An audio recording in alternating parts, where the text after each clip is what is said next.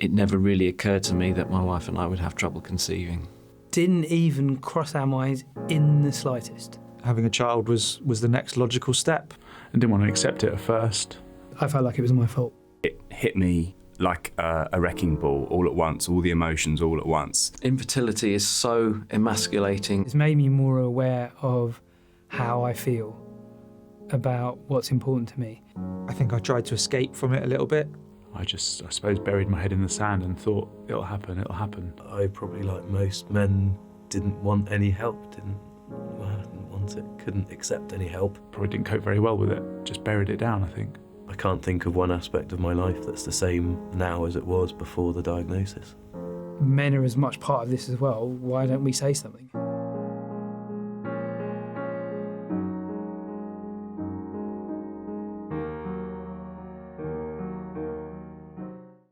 Much like Fyre Festival had no acts, no running water, no toilets and no food, we have no intro. It's Have You Seen?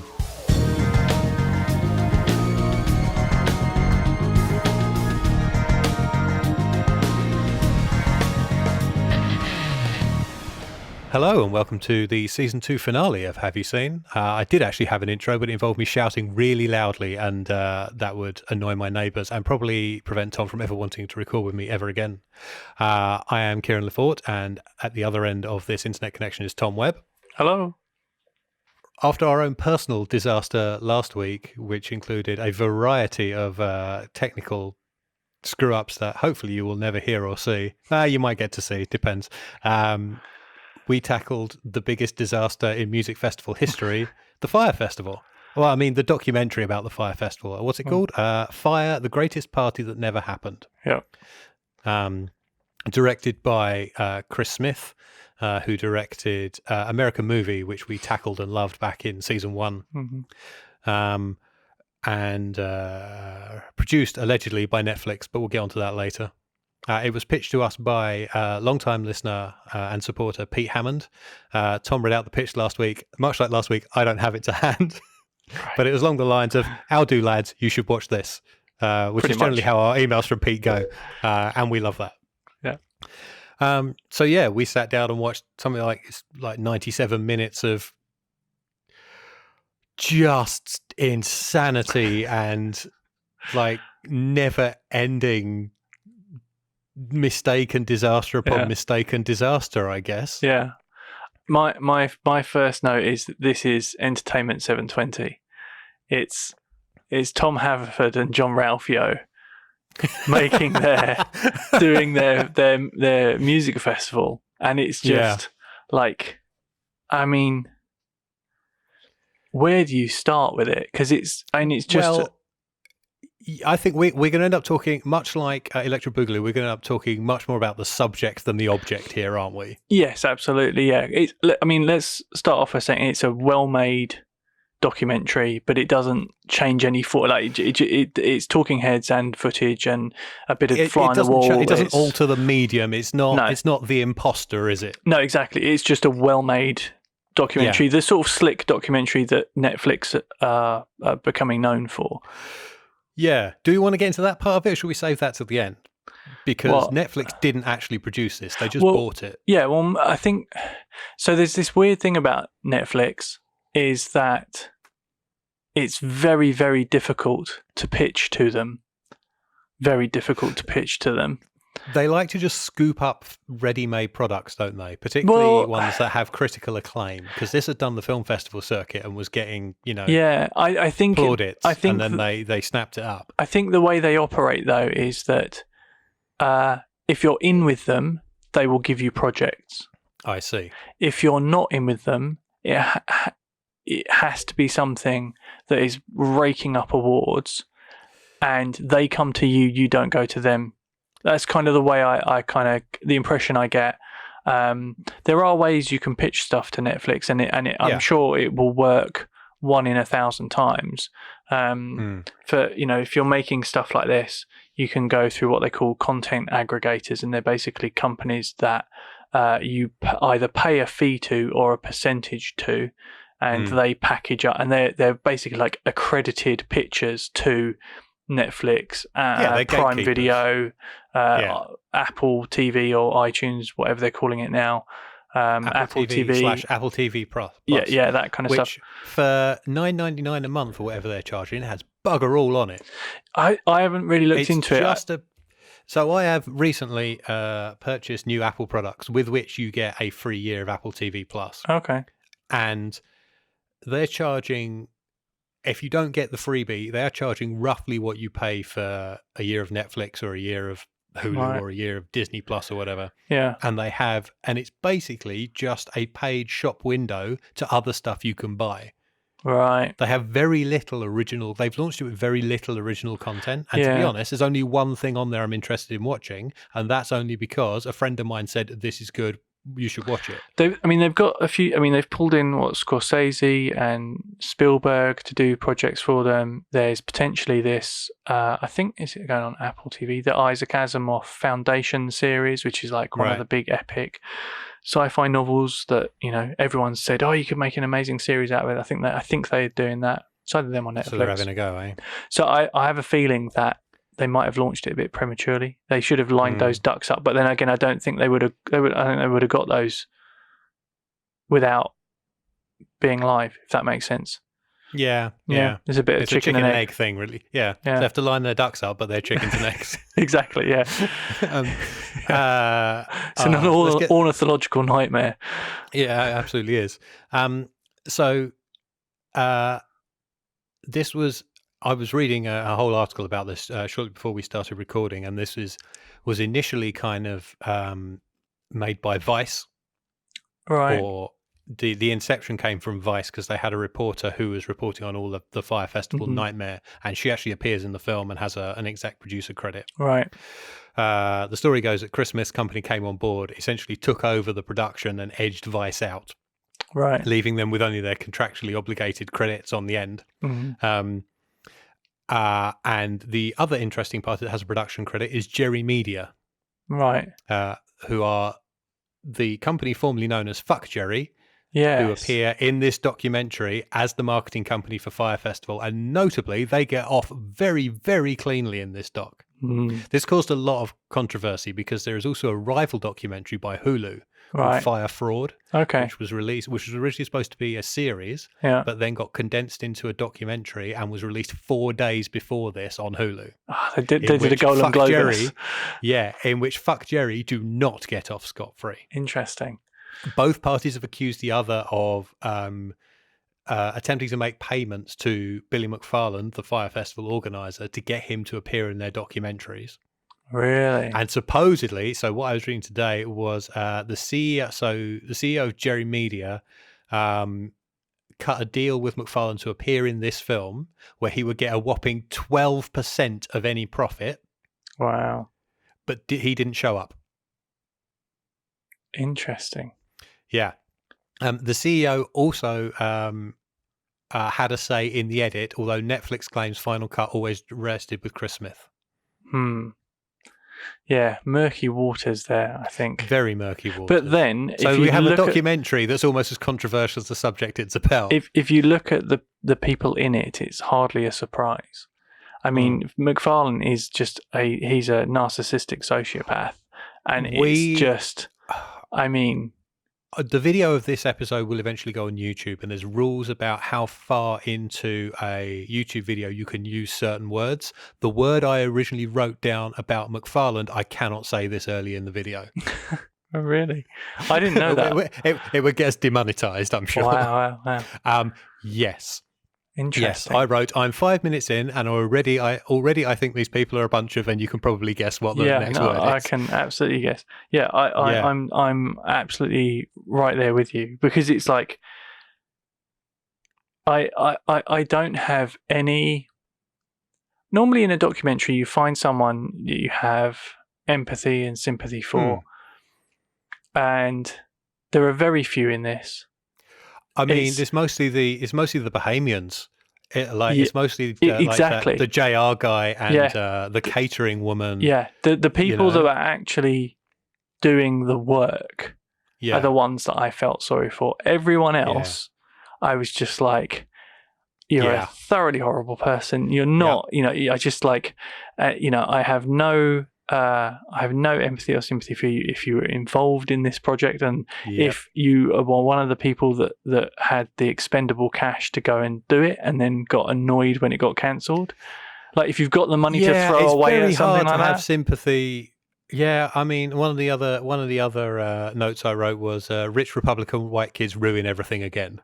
Exactly. Yeah, it's exactly. There's a very. McFarlane is like, he's so self-important and corrupt. He could be a Trump. Like, there's a type. I mean, we're probably going to get hate mail from the US, but there is a particular type of moneyed white Republican young entrepreneur from New Jersey, and he fits this type perfectly. Yeah. And there's a lot of time. I think there's a lot of he can't see when other people are using him for his money as well. Because I don't think Ja Rule put any cash into this. But he was happy to hang around with the kid who did. Yeah, but that's not part of it, because it's the sycophant. No, that's what they crave. I think that's. Oh yeah.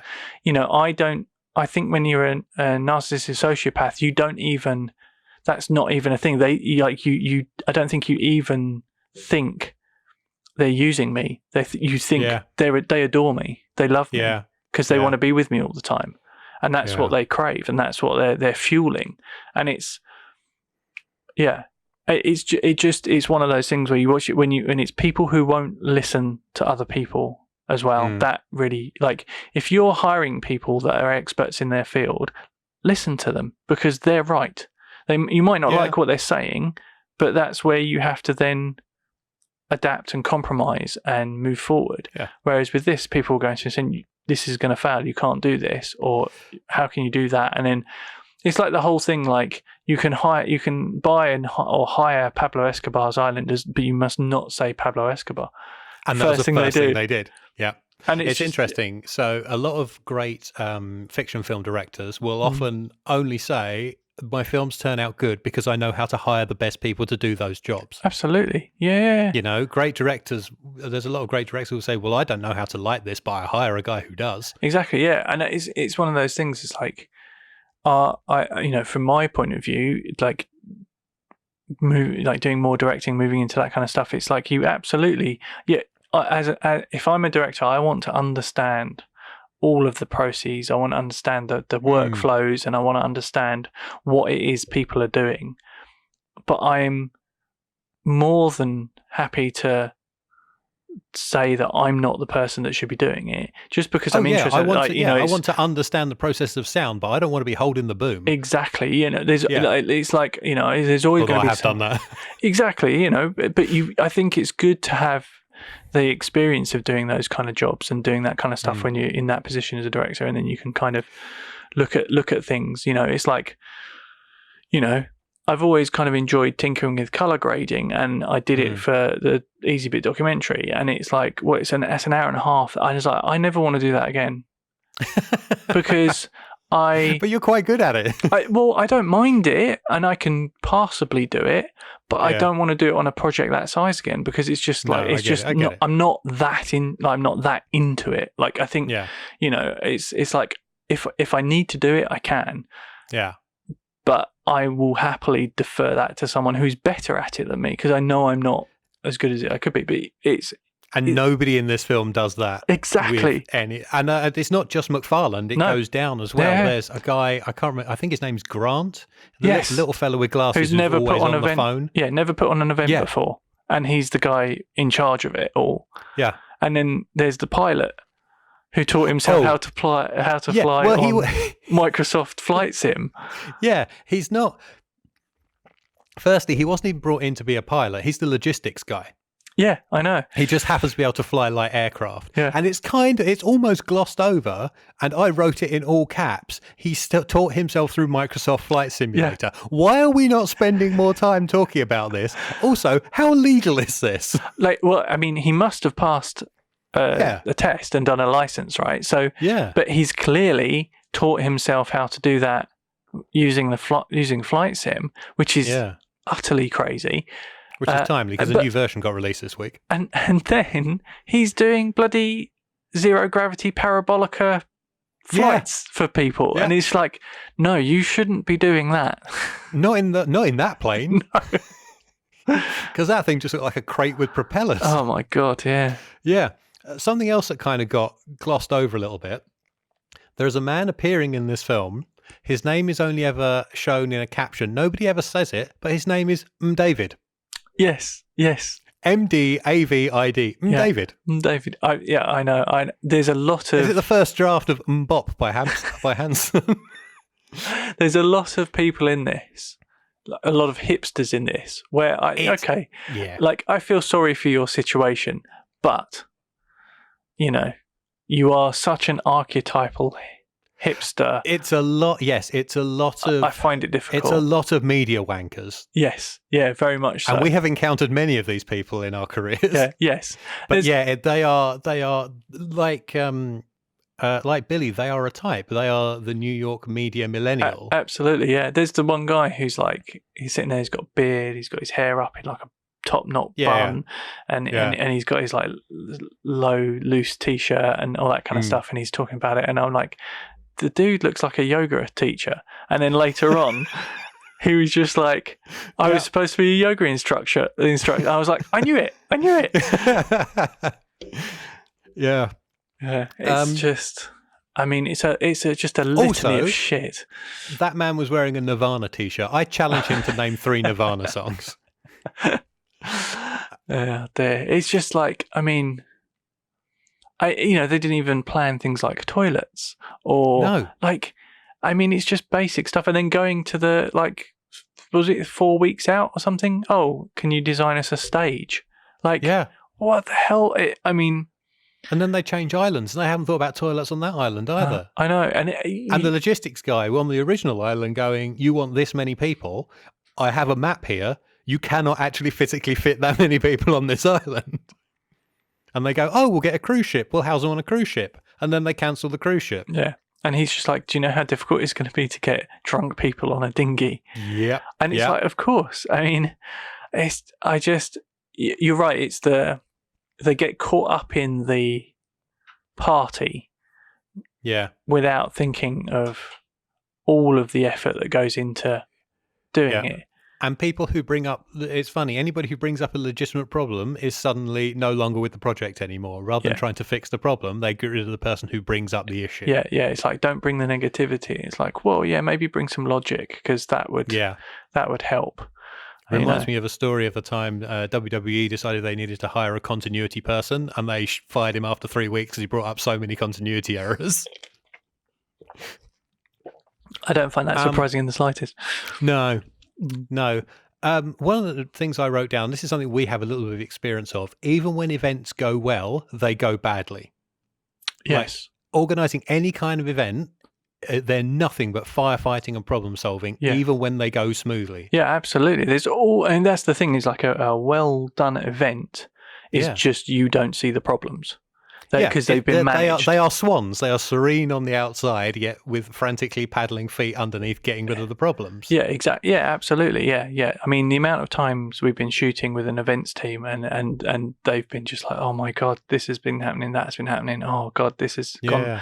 And like, outside looking in. And then the client comes up and goes, this is great. This is the best organised event we've ever had. Exactly. Yeah. From the outside, I always say that people who do PR and events management and stuff, they're in like this. I don't know why you would ever choose to do that job, because you've got 2 fronts that you're fighting all the time. There's like, the public and the client, and they're always at you, or and it's I just don't know why people do that job. It's crazy. Gluttons for punishment. Absolutely, yeah. Well, people join the fire service, don't they? Yeah, that's true. But that's. I don't know. That's saving lives and rescuing kittens. Exactly. Yeah. Something else that gets glossed over: a man pulls a window off a plane. I know. Don't do that. Don't ever do that. That bit I was just like, but even if you had an inkling that was going to come, that little bit of plastic facade was going to come, you you wouldn't pull it off. You wouldn't. No. You wouldn't do no. And that's the point. I was just like, the people going to this are just as stupid. The people failing to run it, and There is a large element of that. Yeah. it got summed up when all of the backlash started to happen on Instagram and Twitter and what have you on social media, and they actually show some of the responses that people were having. Just like they just had no empathy for anyone at all. And one of the tweets that pops up was just every time a rich kid gets scammed, an angel gets its wings. And I thought that's perfect. Turns out this is not our first film with Ja Rule in it. Oh, really? Oh yeah. What was Do you remember the one? Half Past Dead with Steven Seagal? Yes. Oh man, I'd forgotten that. Or Half Pasted Dead, as I remember my notes kept trying to have it. He has two wonderful quotes in this. Wow. The first is, "We want to go fucking see the pigs. We're going to go see the pigs." Ja Rule, 2016. And then, "That's not fraud. I would call that false advertising." Ja Rule, 2017. I know. Turns out it was fraud. Yeah, it was fraud. And Billy is now in jail for it. Spoilers. Yeah. And, even Although when... not for long enough, I don't think. Well, he'll get off early. I mean, as it well, got to the end, and I was like, I really hope this guy's in prison. And then the caption pops up, and I'm like, oh, good, he is at least. Yeah. I couldn't believe, he gets his sentence and he's out on bail. And he's just scamming more, and using the email lists, and it's just like you can't. Somebody had a quote. I think it was the guy who I can't remember if it was the guy with the slightly too long slick back hair, or the guy who looked like the Mekon. They were both like festival attendees. Yeah, I think one of them says, or it might have been the reporter who set up the Fyre fraud website to try and show like insider pictures and what people were actually getting. One of those three men, I can't remember who, says, "You're already under the microscope and then you go and commit another scam." He also commits this scam in front of a camera crew he has invited. How fucking dumb is this man? I don't even know if it's dumb. It's hubris. It's thinking they can get away with it. Yeah, I mean, I think it's that narcissistic sociopath thing again. And again, like Trump, he just thinks he's impervious to anything. Like it's just invincibility, and no one would dare question it. And it's just like if you just the armor of money. Yeah, and bullshit. Like it's if you just keep talking and just with enough confidence. It's confidence tricksters. He's a con man. That's essentially what he is. And it just he just steamrolls. But not a wildly charismatic one, because usually they are, Well, I mean, you can almost get sucked in by it. People do say that he's charismatic and that kind of stuff. Really? And it's, I mean, he just looks like... He was just like a squinting fat kid in this. He just looks like he's kind of slightly nerdy and really just awkward all the time. But then, you don't really watch him interact with people a lot. You actually just see a lot of reaction shots of him just milling about or being in somewhere. So you don't really see. There's a bit here and there, but you never see him being like. I don't know. You don't really just sit and watch him interacting and being himself. Right. But yeah, it's very, very odd. But you're right. It's just money. Yeah. Should we talk about the most famous quote that's come out of this documentary, which is the man named Andy King being sent to rescue 4 tankers full of Evian at customs? Yes. Where he gets a phone call.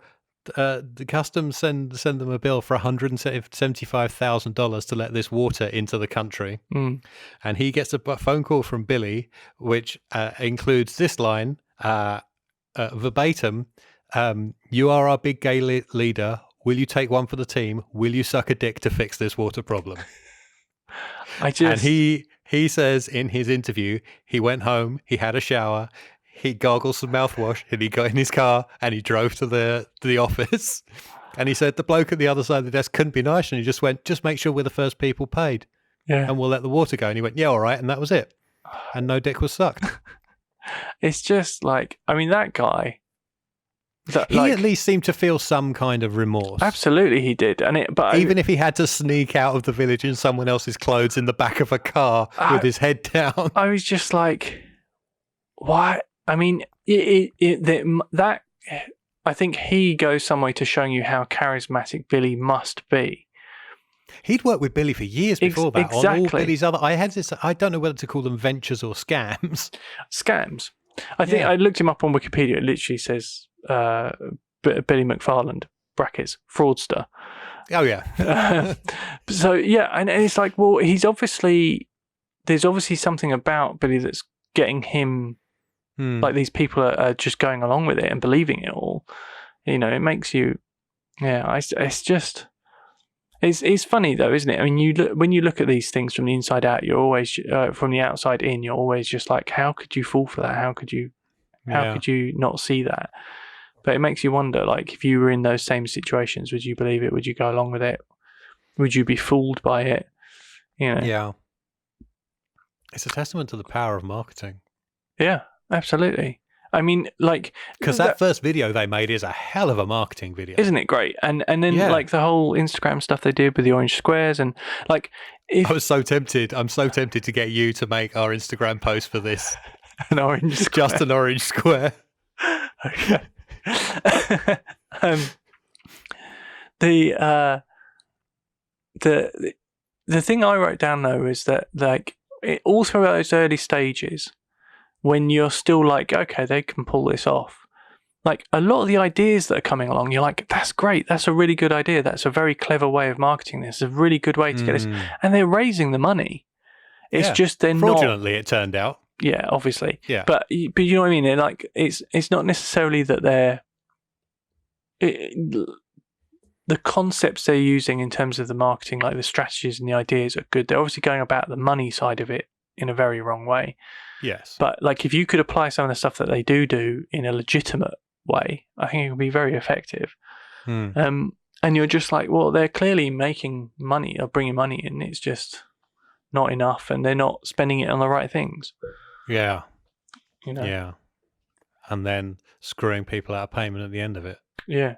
Yeah. I also found out, so the catering woman who was like, I had to pay the caterers of myself. That's $50,000 of my savings gone.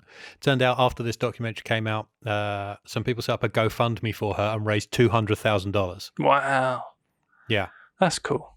That's good. And there was a bunch of seized Fyre Festival merchandise that Billy was hanging on to sell to make some of his own money back. It got seized from him, was put up for auction, and also raised a whole bunch of money for the contractors. Oh, nice. Who didn't get paid, Yeah, that's really good. You know, it's nice that things like that have happened. It's a shame they haven't necessarily happened because of the legal systems or the, you know, or just the principles of the people involved. But so there's I said that Billy was committing another fraud in front of a hired-in camera crew, and they have they have an on-camera interview with the guy who owns that company, that videographer. Who is a guy who he says, you know, I had a misstep in my past. I've been to prison. It was only for a couple of months, and he said Billy asked him, you know, what's it like in jail, and you know he told him, and he just like. He said the only way Billy could process this was by telling him, I'm not going to jail. Yeah. But, you know, there was a strong chance. There was a strong chance he wasn't. White guy with money probably wouldn't. Yeah. You know, and he got put down for, 6 years? 6 years. So he'd probably get out after 3? Yeah. Which would be this year. Yeah. Well, no, next year. Next year, maybe. So, you know, it's just screwed up. Yeah. There's a bit at the end of this doc that I kind of call bullshit on. Right. Where Billy just happens to phone JR, the Bahamian guy, on camera. Yeah. And I'm highly suspicious of that. Yeah. Yeah, that does seem convenient. Yeah. I mean, if it was a happy accident, then great, but because sometimes they do happen. Yeah, absolutely, they do. Yeah. But why would Billy be calling that guy? Yeah, exactly. At that moment. Yeah, and other than to say, don't don't go on camera. The other thing You know? is that there was no like. It was just like he called him. There was no like, oh, he's just said this, or there was no revelation with that phone call or punchline or anything. It was just, so it was completely pointless. Like if it had been me, I would have just cut it out because it didn't, like you say, it just looks like it's a bit Staged. Yeah. Do we have anything to add about this documentary or these horrible people? I don't think so. I think it's one of those things. I think it's worth a watch just to see how. See how things can spiral out of control. Like my jaw was on the floor. Yeah. And like you get 10 minutes before the end and they're still revealing mistakes and like disasters and but fraud. It was also, we haven't really talked about the fact that now if you're a influencer or YouTuber or whatever, you have to declare if you're being paid for things, if you're if you're monetizing in a certain way, or it's like there's a bunch of videos I watch on YouTube now includes paid promotion on them, where for example, if it's someone playing a game, they have to disclose if they've been sent the game by the company, whether if they're giving a review or whatever, they have to say if they've been given a product. I watch a bunch of stuff with like guitars or cameras, and they always have to be like, this company have sent me this guitar to review, but I'm free to say whatever I like about it. Or it's like there's a camera guy I watch who does that. And whenever he does a sponsored video, he gives something away in return. I've seen a lot of the guitar people do that as well, and and it is, I think it is a very and I've seen some of those like people, they're demonstrating like guitar effects pedals and stuff. They're like, we've been approached with emails that say, we will pay you X amount if you review this well. So there is there is that's some pulling back of the curtain. Although we know someone who was given a dinner for a poster quote on a terrible film that I'm not even sure he'd seen. Oh man, that poster, it's amazing. So many questions, but fans of Paranormal Activity will love this. It's just perfect. It's that whole saga when that was happening made me read poster quotes in a very different way, and now you can see the ones where it's just like, oh, they didn't like that movie. They just want to get their name on the poster, and you can definitely see there's often a very clever on the poster without damaging their own integrity. Exactly. Yeah, definitely. But I think it's worth a watch though. Yeah, I am also intrigued to watch the Hulu documentary as well. For some balance and to see how else this story could be told. And to see what has been left out of this, and conversely, what is left out of that. Completely. There's always going to be different sides, and that's the thing with documentaries. A documentary appears to be presenting you facts, but can never not be biased. And a lot of the documentaries we've covered on the show are inherently biased, because they're presenting you a very specific look at the. If we think about like the one we did about the trophy kids, or the or Senna, which is massively biased. An amazing documentary, but definitely telling the story that it wants to tell. Everything is viewed through a lens. Exactly. Yeah. And the lens can distort. Yeah. Totally. Yeah. And it's you've got to look at the filmmaker and their integrity, and how you think. Do I think that they're going to present this in a fair way? I think it's obviously going to have a viewpoint, but is it a fair way to do it? So I think often it would be good to see the Hulu one. Yes. Maybe that's a future episode. Yeah. If we can find it, not that Hulu is readily available in the UK. No, that's true. Yeah, they need to do something about that. There may be ways and means. So is that it? I think it is. Is that it? And I guess that means that's it for season 2. It is. Yeah. Dum dum da. So how do we end this episode with no I don't with no pitches? I- We probably should have talked about this before. Yeah, I just assumed you'd have figured it out. Oh, thanks. All right. I'm going to turn to this camera for a second, and I will say thank you very much for listening to or watching season 2 of Have You Seen. The current plan is all of these have now been at time of recording. No, well, shortly after recording, hang on a minute. Shortly after recording, all 10 of these episodes will have been released as audio podcasts. They will also go up on our YouTube channel, which probably has a shortened URL that I can't remember. And there's no point putting it on the screen right now because you're going to be watching it on that YouTube channel. But the current plan is they will fill the Thursday time slot that the audio versions had for the next 10 weeks.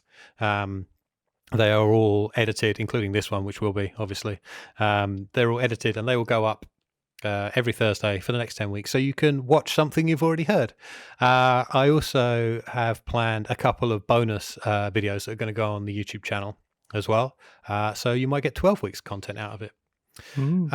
As for season 3, we don't know yet. We're going to go and have a chat about that. However, we would encourage you, and this may encourage us, to send your reviews for anything you've seen in season 2, and in fact any pictures you might have for anything you think we should watch for a season 3, to at HYS Podcast on Twitter or Instagram, facebook.com/haveyouseenpodcast on Facebook. I'm trying to read this, but half of it's actually cut off on my monitor. The website is haveyouseen.net, and the email for longer form pitches, which is probably the best way to do a pitch, actually. Yeah, definitely. We used to say like a side of A4 was a good pitch. Yeah. You know, a brief outline and why you think we should watch it. Yeah, absolutely. And I think that sometimes there are going to be movies like we've seen that where telling us too much about the film is a bad thing.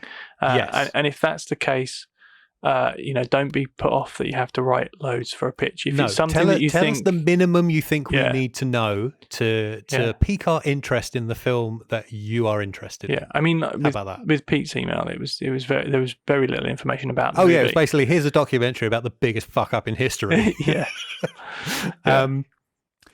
I'm going to take this opportunity to plug for the last time my vlog series on my recovery from Bell's palsy, which is bit.ly/Kieran Bells. As you've probably guessed, the last one that went up was the finale because my face is pretty much fixed, even though it still feels a bit weird.